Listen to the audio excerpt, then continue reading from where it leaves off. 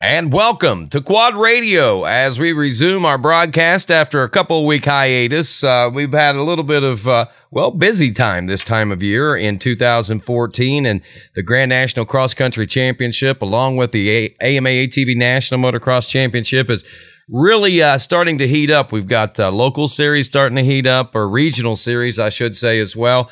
And the Southeast Quads, if you haven't checked those guys out, encourage you to do so from an ATV motocross standpoint. They got some really cool things going on down there. Great organization down there with Glenn and the boys. And check them out. They got a Facebook page, Southeast Quads, and also sequads.com on the World Wide Web. Rodney Tomlin here, along with today our guests from the Grand National Cross Country Championship Series. We're talking about Rookie Pro, the number 11 of Jay Shadron. And Jay Shadron this past weekend just, basically bested himself in his overall of all time, and kind of set a benchmark for himself in the upcoming next half of the 2014 season. And we say good evening and welcome to Jay Shadron. Jay, I'm sorry I call you so late here on a Wednesday night as we roll into a Thursday tomorrow, but I'm headed to California. Going to miss the ATV motocross this weekend, going to the Hangtown Classic for Lucas Oil Motocross National. But I really wanted to get a chance to talk to you about this past weekend and how everything's been going so far as the 2014 AMSOIL GNCC Series presented by Maxxis is concerned. So I guess first and foremost, buddy, are you still awake or did I talk you to sleep? No, I'm up. I'm doing good. Been working out this morning, and been wrenching on bikes all day, getting ready for local this weekend, and just hanging out now. Is that right? And I know that you said you have to get up at like 5 o'clock in the morning. What's that all about, man? Oh, I started working with my dad now, so we get up at 5 to be at work at 7, and it's about an hour ride there. So, yeah. Oh my! So what kind of work does that entail? It's a lot of heavy equipment operating, and there's a lot of sewer and water lines that we put in. And, we work from 7 to 5. Wow! So do you actually get to operate some of the heavy equipment already, fresh out of high school? Shoot, you just graduated a week ago? Yeah. I've been running one machine, and actually doing a little bit of a apprenticeship program this summer to learn more about it and get my operator's card and all that. Well, that's pretty cool, man. I mean, what about racing? I guess that's going to be kind of a backup job for you, I guess, then, huh? Yeah. Well, that's great. Well, speaking of racing, let's get folks up to speed on just exactly who Jay Shadron is. Jay, tell us a little bit about yourself. I know we watched you grow up through the youth ranks. Tell me a little bit about how you got into the GNCC racing and what your youth and amateur career consisted of. Well, we got into nationals in 2005. My dad raced our first ever race at John Penton in Millfield. He raced. And after that, we started our first full season in 2006, where me, my sister, and my dad all raced, and ended up in 4th place that year in the 90 mod class, I believe. And after that, then I just kept at it. We were pretty much hooked on it, and ended up with the next 4 years. I won 4 youth titles, and then moved up schoolboy, and I got a championship in schoolboy novice. And the year after, I ended up coming down to the last race, and I ended up second. And then when I made the jump to 450s, I had a great year, ended up winning the College B championship. And then the year after, moved to College A. I got 3rd in class, and I won the top amateur. And with the last race of the year, I ended up moving up to the pro class, and I decided that I liked it the most, so I skipped the pro am and just moved right into that. So what's that? Well, how did you finish there in your first pro race in Indiana? I ended up 5th, actually, in the class and overall. Okay, so you decided to skip the XC2 Pro Am class. What prompted that? Well, actually, last summer's is the one who talked me into it. He's saying that there's not much difference between second and third place in College A, so I might as well just move the jump just to see how you do and get used to those guys who got to run with them someday. And I just ran it, and I had a lot more fun there than I feel like I would have in the XC2, so that's just where I stuck with.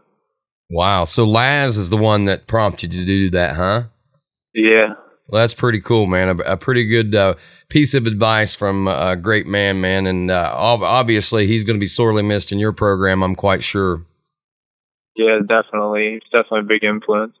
Well, let's talk a little bit about, I want to back up just a second, and then I want to talk about, obviously, this past weekend at the Mountaineer Run GNCC there in Masontown, West Virginia. But first and foremost, you talked about your dad, you, and your sister racing. And if I'm not mistaken, did your mother not also do a little racing as well for a short time? In 2007, all four of us all raced. Wow. What was that like? I'd say it was pretty hectic. I don't remember too clearly so long ago, and but I just know me and my sister both got championships, and my dad was contending for a championship in the vet class, and my mom was also contending for a championship. She ended up second in women's novice. Wow, that would have been so cool if you all four could have got national championships that year, though, wouldn't it, huh? Yeah, definitely. Yeah, for sure. Well, let's talk a little bit about this year, man. So Laz Summers decides that he tells you that maybe the XC1 Pro class will be better for you or just as good, and probably go ahead and make that step up. You take that great advice, and it looks like you've ran with it, man. Talk a little bit about this season, because though you hadn't really put together the most stellar results so far here in 2014 until obviously this past weekend, you definitely made some mark, I think, here in the early part of the 2014 season, the first half as a rookie, man. I mean, you're one of the top rookies right now. Yeah, I mean, we just started off. I went down to Florida earlier this year and did a lot of riding with Hunter Hart, and I stayed with him down at his house down in Florida, and we just would ride pretty much every day, just preparing ourselves, getting cardio and all that. And I came into Florida and was running good. I believe I was running six right there with McGill, and had some bike trouble, and it put me down a lap, and got it fixed and got back out and still managed a 15th. But then after that, I was just trying to learn. I was getting kind of nervous with the starts and everything, and I think I pretty much got that down. And just had a couple good finishes in there, little bit of bike troubles, and just still learning. And I think I'm about where I need to be now. Wow. So, I mean, you really haven't hit any major obstacles. I mean, I'm sure you have at times, probably about the hour and a half mark. It probably gets pretty serious out there. And other than the few little bike troubles you've had, I mean, all in all, man, I mean, it's been a fairly smooth transition for you. Yeah, I think so. I'm definitely happy with the decision I made with it. And I'm just trying to keep everything together and put in more finishes like I did the last round. Exactly. I mean, I can't blame you. I mean, that had to be such a confidence boost. Talk about that. What it meant to be able to run up front like that for as long as you did, and then we'll talk about the we'll hear the whole story from the cat's mouth there. Yeah, it was definitely a huge confidence booster. I mean, I was starting to get a little bit burnt out on just constantly putting all the time in, working on bikes and working out and riding and racing, and but for that to happen, it's definitely just put a little kick in there to work harder and see the results like that. It's definitely good. We'll talk about this weekend, man. What was so much different? Did you feel any different coming into Saturday morning? No, I didn't feel any different. I mean, I biked about 9 miles of the track on Friday, and I didn't seem to care for the track at all, and I wasn't really looking forward to the whole thing. And to pull the lead like that and keep it for so long, it was very surprising to me that I actually liked the track to begin with, and to do so well, it's pretty surprising to me. Exactly. Talk about it, man. Tell me what went down, how it all happened. There you are sitting on the line. The 10-second call goes out with the green flag, and I'm sure the heart begins to pound. What happens at this point on for Jay Shadron? Well, the flag flew, and I hit the button and took off, and I didn't see anyone around until the first corner. I caught a front tire. I looked over, and I saw Bissell's front tire there. And then from there on, I never saw another quad until I was caught by Rich Air on the end of the second lap. And I was actually very surprised because I was just riding, and everybody kept rushing their hands. I had like a big lead, and I was shocked actually because I never would have expected it. And I just kept pushing harder to try to keep that lead, not let them catch me. Then as soon as the lappers started getting there, they started becoming a factor, and those guys, I'd imagine they had pit boards saying how big of a lead I had, and I think they were charging pretty hard for me. And once Chris caught me there, I tried to stick with him for a while, and a couple lappers got in between us, and he got out of sight. And Walker ended up taking a better line than me and getting around me. And about a half mile later, my goggles broke, so they didn't last much longer, so I had to take those off in about the dustiest sections of the tracks in the field. So I was trying to keep my eyes clear, try to see through the dust with no goggles, just trying to wipe them and just to be able to see. And then next thing I knew, McGill was on me, just all over me, and then he ended up getting by me in the one field, and then I got goggles. And by that time, I feel that he had already gotten away pretty far. And once they're out of sight, they're a lot harder to catch than it is when you're right behind them. Right. And after that, I just tried to keep charging there that last lap, and I just kept it solid for fourth. Wow. I mean, that's pretty impressive. Did you find yourself at any point really tiring or anything, or do you honestly think that it was just the inexperience of leading and having that lap traffic to deal with guys like Borich and Fowler and McGill and them coming up fast and hard behind you? I think there's more than experience and like the excitement in me. I was getting a little too worked up and not keeping the pace that I should have been, worried about how close they are and not focusing on the actual race. Now, at any point, did you treat it kind of like maybe you were racing in the College A class like you had in years past? Did it feel like that? Did you feel in that comfort zone at any point in time? I did from the middle of the first lap into the middle of the second lap. Still, I would think to myself that I'm leading some of the best riders in the world right now. And I was trying to keep that thought out of my head, and it's pretty hard once I caught a glimpse of them to keep that away.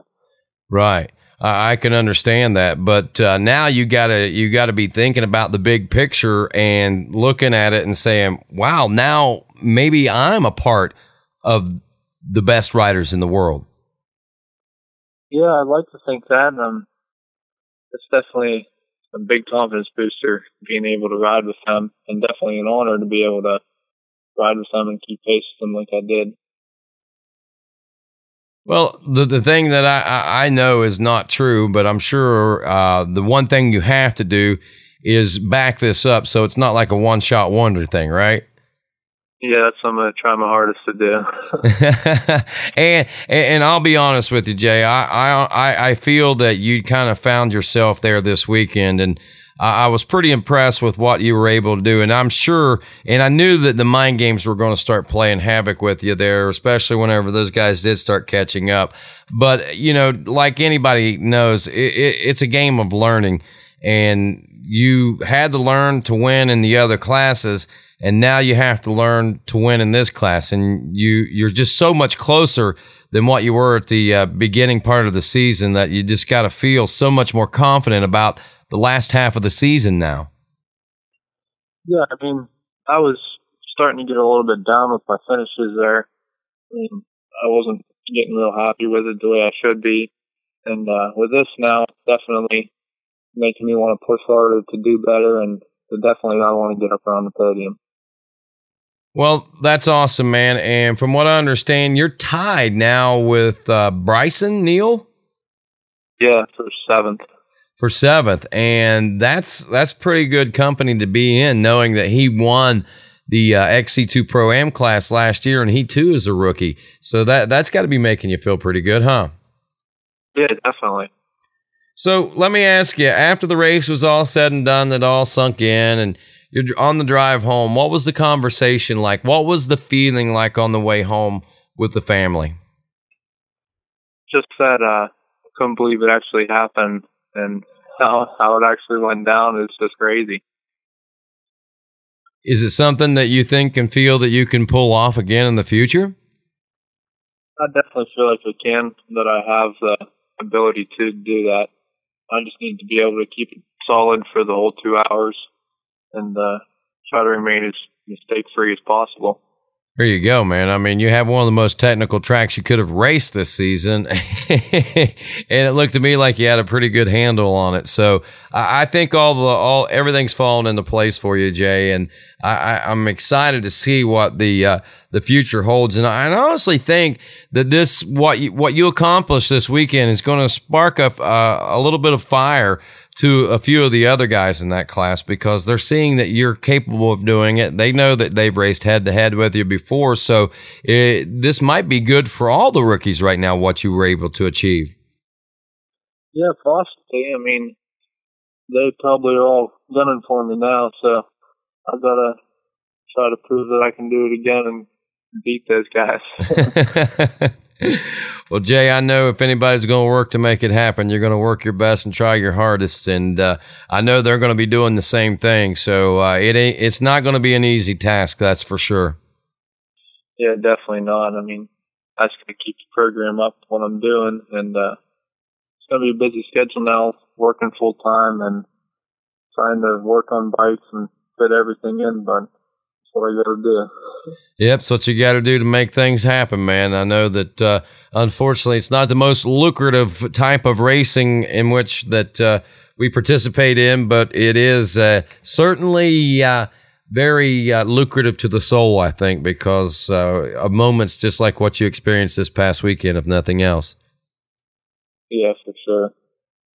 Well, Jay, I hope the best for you, man. I know you need to get up early in the morning, and anything else that you might want to pass along to the folks. I know that you're still a big family man. I mean, you and your family still travel together. I know that you and your girlfriend, you actually go out and help her little brother, who's little Ronnie Rush, one of the top youth riders right now, and you still keep it real from what I understand. Yeah, I try to, and especially helping out youth riders like that. I mean, I remember what it meant for me when I was in the youth was having pro riders at the line like that. It was just the greatest thing to me. So I try to be there for everyone else. That's great. That's great. You're a stand-up guy, and I wish you all the best in the world. I hope that your day goes well tomorrow with the bulldozers and the backhoes and track hoes and all that kind of stuff. And I hope that things go well with your race this weekend with the local series there. And, of course, I can't wait to see what happens when you roll into Ohio here for what will this be now? I guess it'll be 8th round of the AMSOIL GNCC series. Yeah, it's pretty crazy how fast it's all going. And this is kind of a homecoming of sorts for you and your family, since this was the first race your dad ever raced, huh? Yeah, it is, actually. I didn't think of that. So maybe you can bring home something special from this one, Jay. Yeah, hopefully. Nice big trophy. There you go, brother. There you go. Well, anybody you want to send any shouts outs or thanks to right now? Yeah, definitely my mom and dad and all my family, my girlfriend, the Rush family. They always supporting me.